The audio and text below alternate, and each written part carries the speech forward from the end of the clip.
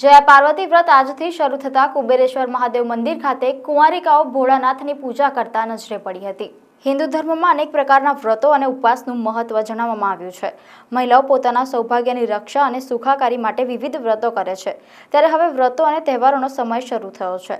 પરિણીતાઓ અને કુંવારી કન્યાઓ જયા પાર્વતીનું વ્રત ખાસ કરે છે, કારણ કે માતા પાર્વતી અને ભગવાન શિવના આશીર્વાદથી તેમને સારો વર અને ખુશહાલ દાંપત્ય જીવનના શુભાશીષ મળે છે। હાલ અષાઢ માસ ચાલુ છે, ત્યારે અષાઢ મહિનાની શુક્લ પક્ષની તેરસથી જયા પાર્વતીના વ્રતની શરૂઆત થાય છે।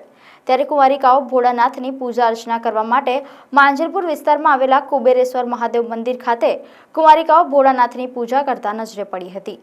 ધાર્મિક માન્યતાઓ અનુસાર શિવ ગૌરીની પૂજા ઉપાસના કરવાથી અખંડ સૌભાગ્યના આશીર્વાદ મળે છે અને આ સાથે કુંવારી કન્યાઓને આ વ્રતના ફળ સ્વરૂપે મનપસંદ વરની પ્રાપ્તિ થાય છે। આજથી અષાઢ સુદ તેરસથી જયા પાર્વતી વ્રતનો આરંભ થયો છે।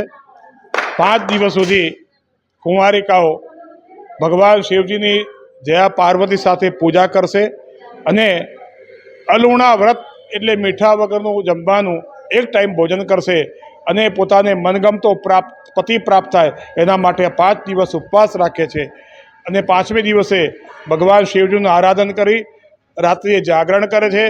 5 દિવસ સુધી દીકરીઓ કુંવારિકાઓ આ ભગવાન શિવજીનું જયા પાર્વતી વ્રત કરે છે। ગૌરી વ્રત અષાઢ મહિનામાં ચાલુ થાય છે, તેરસથી ચાલુ થાય છે, જેમાં મહાદેવજીની પૂજા અર્ચના કરવામાં આવે છે।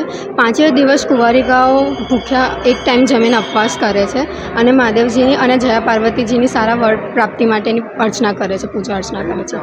આ ઉપવાસ એક જ વાર જમીને મીઠા વગરનું ભોજન જમવાનું હોય છે અને પૂજા અર્ચનામાં છેલ્લા દિવસે જે હોય છે જાગરણ હોય છે, જેમાં જાગીને મહાદેવજીની પૂજા કરીને બીજા દિવસે વ્રતમાં આવે છે।